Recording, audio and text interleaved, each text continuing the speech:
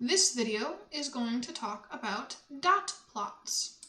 This diagram shows a set with 5 data points. Each one of these lines got a different number of beads.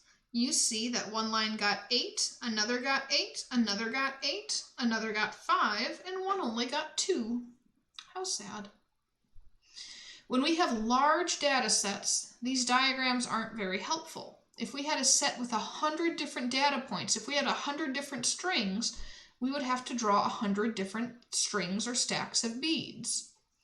If a large set has repeating data points, like 20 different 8s, for example, we would have to draw 20 stacks of 8 beads. That's a lot. We don't want to have to do that. We need to draw a type of diagram where we can draw one symbol, like a dot, for every data point in the sets. These are called dot plots. So, if we want to know how many stories each student wrote, we would go ahead and each student would come up and he or she would tell me, I wrote 5 stories. And I would say, okay, and I would put a dot at 5.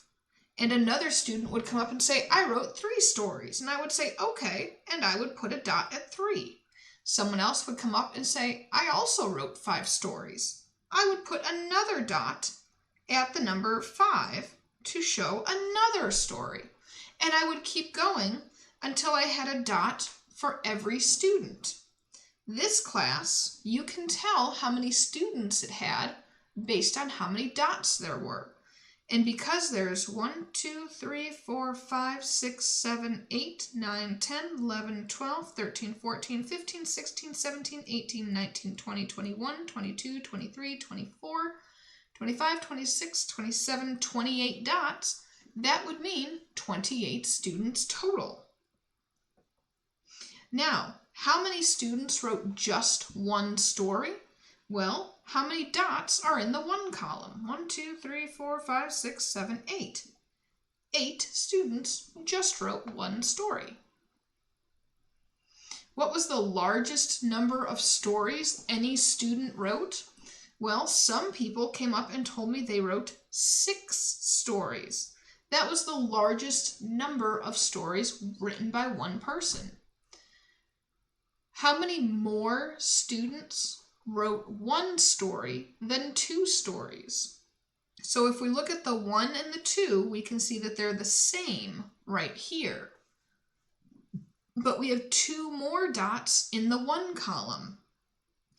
So that was 2 more students.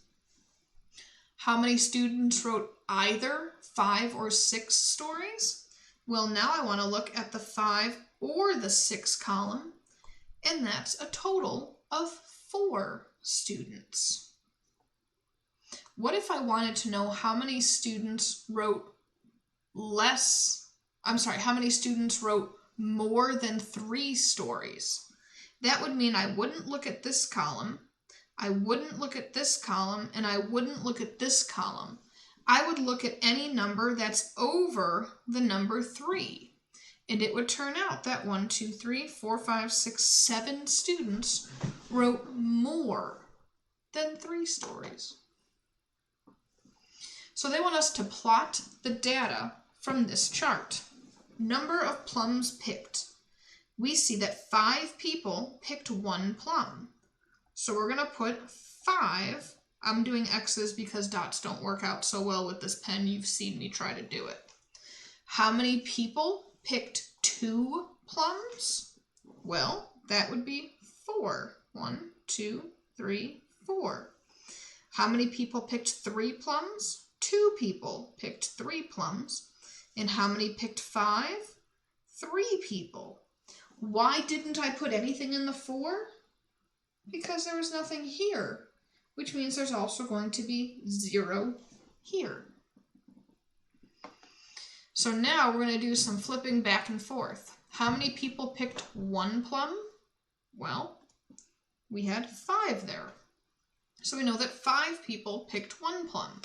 How many picked 3 or more plums? Well, I have 3 here or more. So that means we're not counting the 1 and the 2 columns. So that's 1, 2, 3, 4, 5 people. What was the largest number of plums any one person picked? Well, the largest number of plums was 5. So our answer would again be 5. Did anyone pick exactly 4 plums? We had no one in the 4 plum column. We did have people who picked more than 4, but not exactly 4.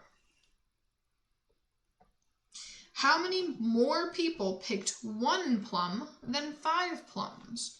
So let's take a look at the 1 and the 5 column. The 5 goes up to 3, which the 1 goes past that by 2. All together, how many people picked plums? How many data points do we have on here? 1, 2, 3, 4, 5, 6, 7, 8, 9, 10, 11, 12, 13. That's 14. Sometimes we'll see plots that look like dot plots, but aren't, like B and C. So if we take a look, if we take a look at A and B, we can see that B is different because it has words at the bottom.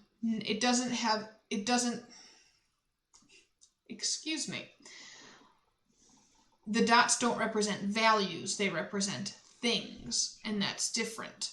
We want to know, in a dot plot, it has to represent the number of things represented by dots. The gaps all have to be the same in a dot plot. A plot without a number line is not a dot plot. So it has to be on a number line. Here, the gaps are all by 1, 10, 11, 12, 13, 14. They could also go up by 2, 10, 12, 14, 16. But this has uneven gaps. 10 to 11, 11 to 13, those are different gaps. One is by 1, the other is by 2. 13 to 17, that's by 4. That's just getting all crazy. Just as we create dot plots from tally charts, we can create tally charts from dot plots. So we could go ahead and we could put the data values like 1003, 1004, 1005, 1006, 1007, 1008 in here. How many from 1003? 4. From 1004, 2, 0, 1, 1, 2, 3, 4, 5, 3. Could we also add tallies into here? Sure. 4, 2, 0, 1, 5, 3. Recall that shapes are symmetrical if, when you fold it on the line of symmetry, the sides fit over each other exactly. So we have here a tally chart. They want us to find the total and the mean.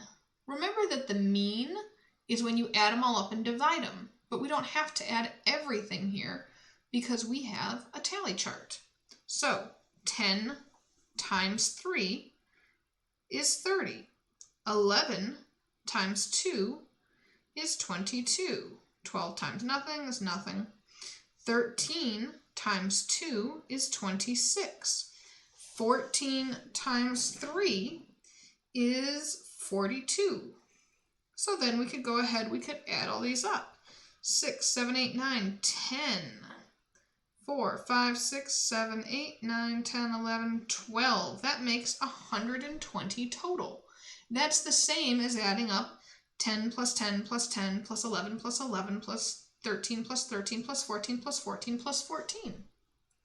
Then, because there were 5 here and 5 here, 120 divided by 10, the mean would be 12. The median is the number exactly in the middle. this would be the number in the middle. And I know this because there's 3 here, 1, 2, 3, 3 here, 1, 2, 3, 2 here, 2 here. So the number in the middle should be right here, but it's not. I know that if I could even put these numbers in order, I could do 10, 10, 10, 11, 11, 13, 13, 14, 14, 14. And then when I find the middle, I'm going to see that it's right here.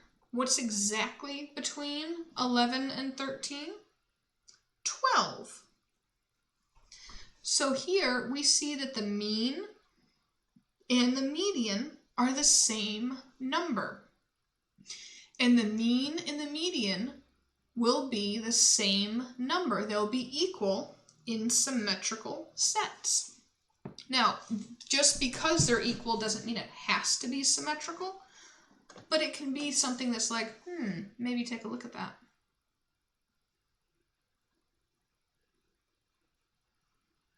Remember that you can find the mean of a symmetrical dot plot just by finding the center value. But for dot plots that aren't symmetrical, that don't look the same, we actually have to calculate it. So this is 1, 2, 3, 4, 5, 6, 7. There are 7 total numbers here. What we want to do is we want to add them all up. 1, 2, 3, 4, 5, 6, 7, 8, because this stands for 3. And then 8 plus 6, which is going to be 14. If I take 14 divided by the 7 total, the mean here is 2. Or if I were to evenly take those values and distribute them, it would be 2. In these examples, we can tell what the mean and the median are going to be. They're going to be the middle value here, or whatever is in this spot.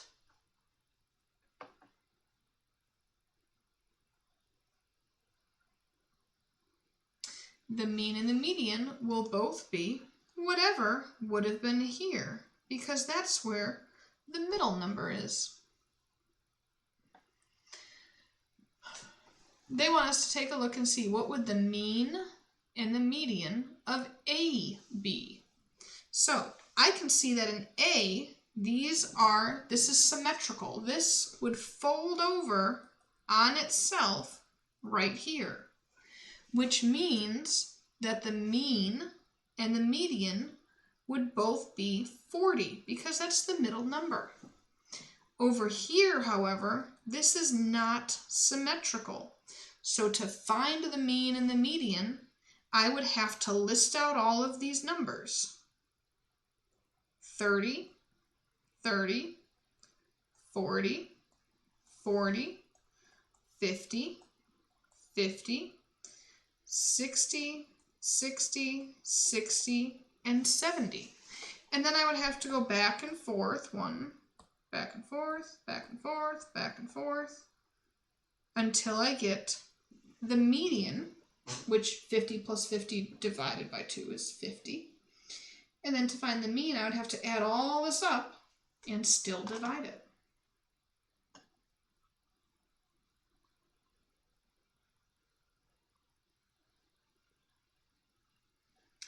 I hope that you have an absolutely fantastic rest of the day.